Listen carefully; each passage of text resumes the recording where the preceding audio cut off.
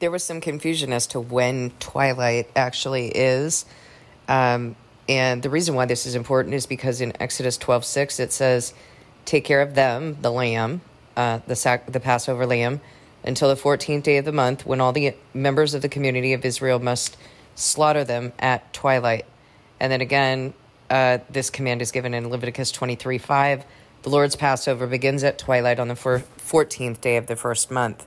Well, in Deuteronomy 16:6, it says, there you must sacrifice the Passover in the evening when the sun goes down on the anniversary of your departure from Egypt.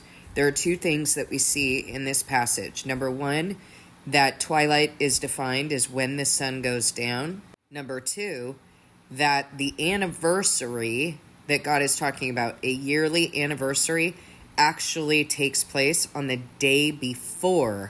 So, for example, if you're born on January 1st, on the Gregorian calendar, in the world, you would celebrate your birthday on January 1st.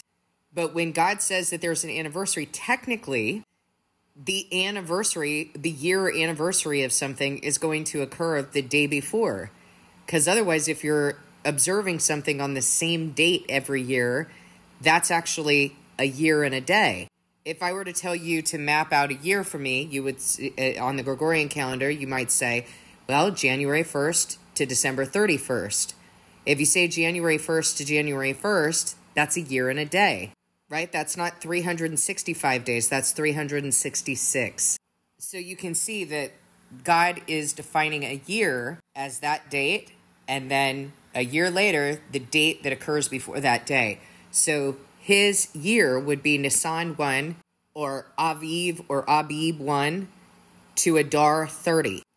That is an anniversary, a year anniversary. We know that the Israelites left Egypt on the 15th, so it's impossible that he could be defining it any other way.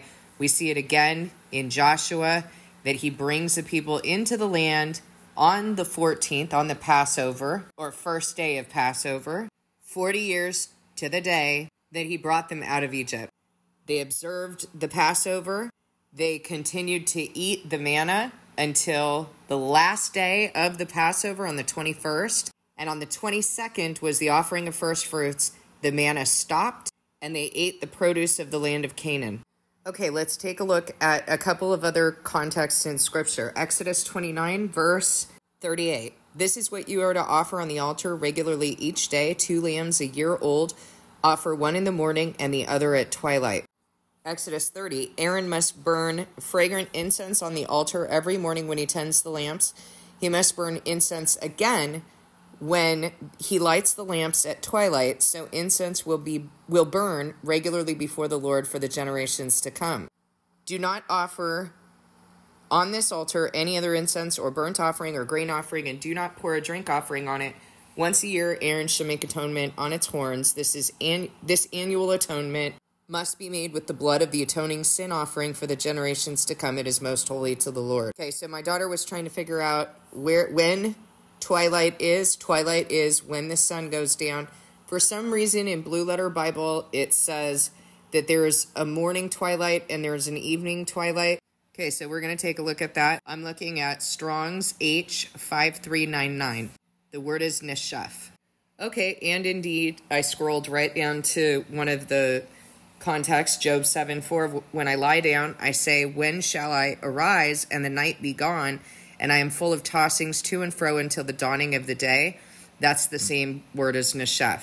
Let the stars of the twilight thereof be dark. Let it look for light, but have none. Neither let it see the dawning of the day. That's interesting because they don't actually have, they have twilight listed as this particular word, neshef. But then when it says dawning of the day, they don't have it listed there, even though, and so that's Job 3:9, even though in Job 7:4, dawning of the day is listed at as H5399. Interesting. Something's weird with that. Again, in Psalm 119, 147, I prevented the dawning of the morning, that's the context, and cried, I hoped in thy word. And then in Proverbs 7:9, it says, in the twilight, that's the context, in the evening, in the black and dark night. So twilight seems to just represent like when there is little light.